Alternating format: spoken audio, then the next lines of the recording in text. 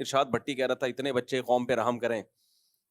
میں نے کہا قوم پہ رحم ہی کیا ہے, فی الحال یہی میرے پاس ایک پیکج تھا کہ قوم کو جوان دے دیے ہم نے, گروتھ ریشو بڑھتا ہے تو جوانوں کا ریشو بڑھ جاتا ہے.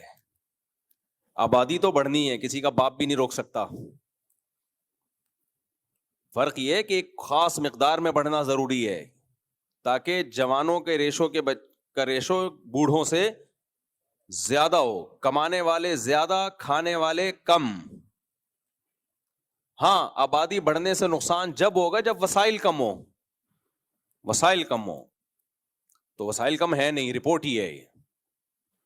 وسائل تو اتنے ہیں کہ سنبھل نہیں رہے ہیں, اتنے وسائل ہیں. کہتے ہیں نا وہ پانی کی کمی ہو رہی ہے زمین میں, بھائی صاحب یہ لطیفے کہیں اور جا کے چھوڑا کرو. یعنی اتنے بچے پیدا ہو رہے ہیں, زمین میں پانی کم ہو رہا ہے, اتنا پانی سمندروں میں ضائع ہو رہا ہے آپ کی سوچ سے بھی زیادہ. اس کو ڈیم بنا کے روکو. کوئی کہیں بھی کسی قسم کے وسائل کی کہیں بھی کمی نہیں ہے. یہ منجن بہت پرانا تھا, باہر کی یونیورسٹیوں میں یہ منجن نہیں بیچا جاتا, یہ یہاں پرانا سڑا ہوا مال جو بک رہا ہے نا یونیورسٹیوں میں, وہاں یہ منجن بک رہا ہے. ایک دفعہ ہمارے ریٹائر سپریم کورٹ کا بیان آیا تھا نا کہ اتنا پانی زمین سے ہم نکال رہے ہیں اور بچے اتنے پیدا ہو رہے ہیں تو یہ تو ختم ہو جائے گا پانی.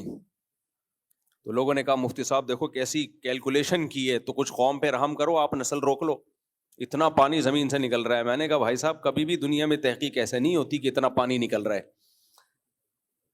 جا کتنا پانی رہا ہے اور اس میں سے نکل کتنا پانی رہا ہے.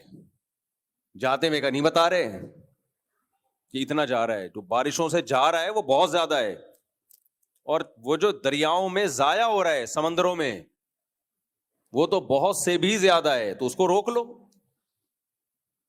اللہ جب انسانوں کو پیدا کرتا ہے تو اس کے لیے رزق کا انتظام بھی تو کیا ہے نا اس نے. اب وہ تو لنگر بانٹ رہا ہے بارشیں برسا کے, آپ ہی کا پیالہ نہیں ہے, آپ ہی کا ڈیم نہیں ہے,